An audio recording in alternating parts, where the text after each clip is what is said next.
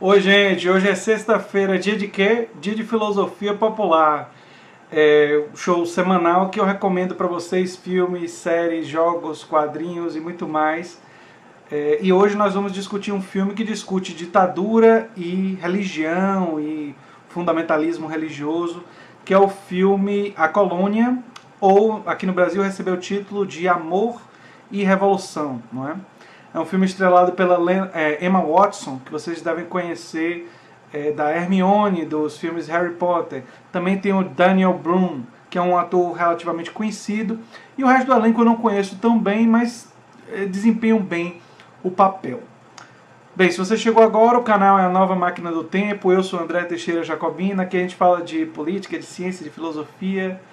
Eu tenho uma sessão de diálogos com especialistas e colaborações com youtubers. Recentemente eu tive a honra de conversar com o Iclis Rodrigues do canal Leitura Obriga História. Recomendo que vocês deem uma checada nas nossas duas partes da nossa primeira conversa, né, que eu acabei dividindo em duas partes. E a segunda parte ficou até grande, ficou mais ou menos 1 hora, e a primeira parte ficou 35 minutos. Mas é uma conversa muito boa que já está no canal para vocês. Inclusive, sugiro que vocês vão lá no canal Leitura Obriga História e avisem para as pessoas nos vídeos para que o pessoal possa vir para cá. O Iclis já fez a gentileza de colocar na aba comunidade, mas vocês também podem avisar o pessoal de lá para eles virem dar uma checada nessa participação do Iclis. Bem, o filme Amor e Revolução, Colônia. Qual é a história? Eu não vou, claro, dar spoilers do final do filme, mas a premissa é a seguinte. Dois jovens, ela é uma aeromoça, ele é um estudante alemão, né, todos dois são alemãos, estão por acaso no Chile, né, ele parece que era um intercâmbio, alguma coisa desse tipo, ele também é pintor e fotógrafo, né, um artista. Eles se apaixonaram, se conheceram no Chile, se apaixonaram, e ela só via ele quando os voos levavam ela até lá. Então eles ficavam nessa coisa de só se ver de vez em quando. E o filme se passa, quer dizer, o pano de fundo é a eleição do Salvador Allende e o momento em que o Pinochet vai realizar o golpe.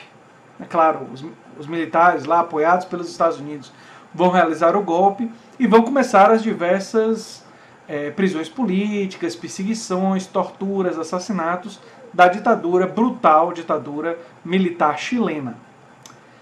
Essa é a parte, digamos assim, que a gente já meio que conhece, né, do pano de fundo.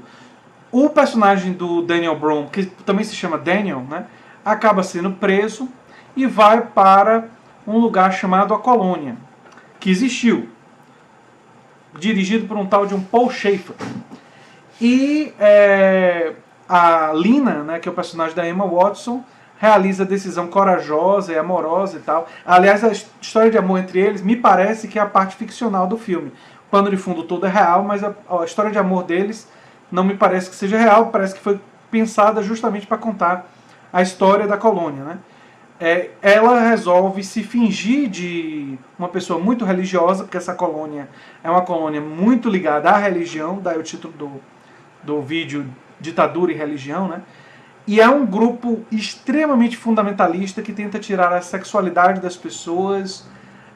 Chega a ser pior, uma realidade pior do que o The Handmaid's Tale, né? O Conto da Aia, que a gente já conversou aqui no canal, em outra filosofia popular.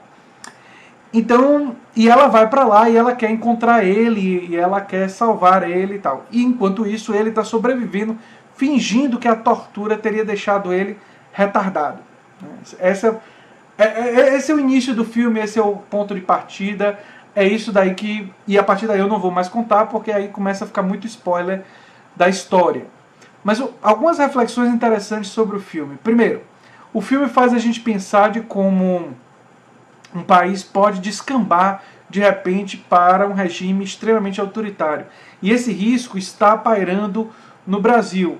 Alguns alunos, colegas, pessoas me perguntam às vezes pelo WhatsApp: André, você acha que o Brasil vai parar numa ditadura? E eu digo, olha, no momento eu diria que o mais provável é que não, que a gente continue nesse regime democrático oligárquico, que é uma república oligárquica, o que o Brasil tem, com mecanismos democráticos, e que a gente vá seguindo essa toada, tendo um governo com muito autoritarismo, com muitas características autoritárias, né? Em suas pessoas, nas pessoas que compõem o governo e nas atitudes que vão querer minar instituições tradicionais, que vão querer minar o Supremo e tal. É isso que eu acho. Mas não acho que a gente vai descambar num governo militar. Mas isso pode mudar. O cenário pode se alterar. E foi o que aconteceu no Chile. O Chile teve uma eleição democrática, o Salvador Allende foi eleito com muita expectativa de alguém que tinha uma visão voltada, digamos assim, para garantir direitos sociais, para fortalecimento da classe proletária e, apoiado pelos Estados Unidos, o general Pinochet foi lá, realizou o golpe e muita gente foi torturada e muita gente perdeu a vida, assim como aconteceu no Brasil, né?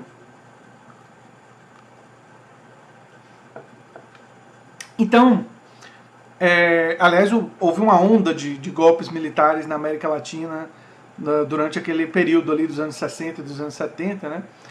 E isso acabou tendo uma repercussão muito grande e acabou levando, no caso do Chile, à implementação stricto sensu de uma perspectiva da Escola de Chicago, que agora, em parte, seria testada aqui no Brasil, mas já estamos tendo sinais de que não vai ser necessariamente tão testada assim. Ou seja, está meio confusa a situação no nosso país.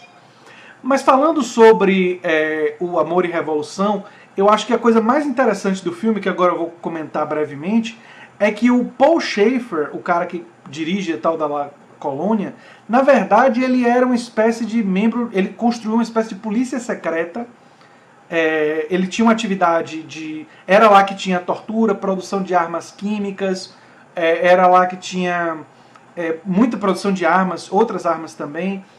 E os presos de guerra, muitos deles iam para lá e ele fazia processo de lavagem cerebral, foi acusado e condenado, inclusive, de abuso de menores, quer dizer, uma coisa assim monstruosa que estava rolando lá nesse lugar chamado a Colônia. E eu não quero dizer mais detalhes de como era a vida na colônia e o que exatamente esse fundamentalismo religioso estava produzindo por lá, porque eu acho que isso daí vai entrar muito num terreno de contar o filme. Mas eu peço para vocês que fiquem atentos para esse casamento entre pensamento teocrático, pensamento hiperreligioso, fundamentalismo religioso no seu nível mais extremo e figuras autoritárias, figuras que usam do poder militar para controlar a população e para ascender. Esse é um casamento que já aconteceu várias vezes na história e que é sempre potencialmente muito explosivo e muito capaz de levar a muitas atrocidades. Quando as pessoas estão acreditando que estão fazendo o que Deus quer que elas façam, elas se sentem legitimadas para fazer as maiores atrocidades e acreditar estar fazendo o bem, né?